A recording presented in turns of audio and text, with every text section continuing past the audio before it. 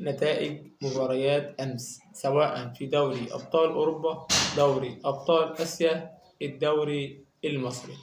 السلام عليكم ورحمة الله وبركاته. قبل ما أبدأ معاكم يا ريت ما تنسونيش باللايك، عايز أوصل لأكبر عدد من اللايكات، والاشتراك في القناة ده شيء أساسي، عايز أوصل ل1000 مشترك. نروح على طول على دوري أبطال أوروبا، وأرسنال الإنجليزي يفوز على البرتغالي بنتيجة 1-0 ويتأهل إلى دور ربع النهائي.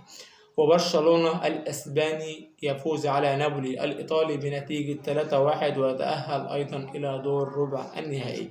ده بالنسبة لدوري أبطال أوروبا. نروح على دوري أبطال آسيا. الهلال السعودي يفوز على الاتحاد السعودي ذهابا وإيابا بنتيجة 2-0 في دوري أبطال آسيا ويتأهل إلى دور نصف النهائي. نروح على الدوري المصري. البنك الأهلي يفوز على النادي الأهلي بنتيجة 4-3 في مفاجأة من مفاجآت الدوري المصري. يبقى النادي الأهلي عند النقطة 17 من 8 مباريات في المركز العاشر. أما نادي البنك الأهلي عند النقطة 15 من 16 مباراة وفي المركز ال14 من أصل 18 فريق في الدوري المصري. ونروح على مباراة نادي الزمالك ونادي الجونة. نادي الجونة يفوز على نادي الزمالك بنتيجة 3-2. نادي الزمالك يبقى عند النقطة 15 من 13 مباراة في المركز ال11.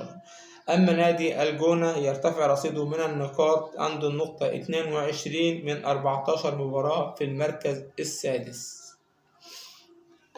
نروح على المباراة الثالثة من الدوري المصري اللي اتلعبت امبارح.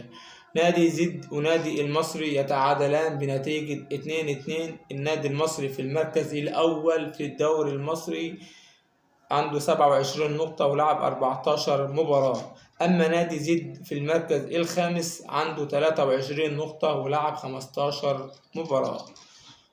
واخر حاجه معانا دوري ابطال اوروبا، فيه مباراه واحده بس هتتلعب النهارده في تمام الساعه 10 مساء.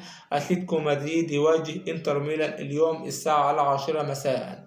مباراة الذهاب انتهت بفوز انتر ميلان على حساب اتلتيكو مدريد بنتيجة 1-0 على ارض انتر ميلان.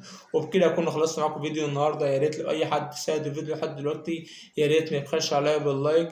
عايز اوصل لاكبر عدد من اللايكات، وتشترك في القناة عشان خاطر يوصلك كل جديد من ملعب احمد الكوتش. والسلام ختام.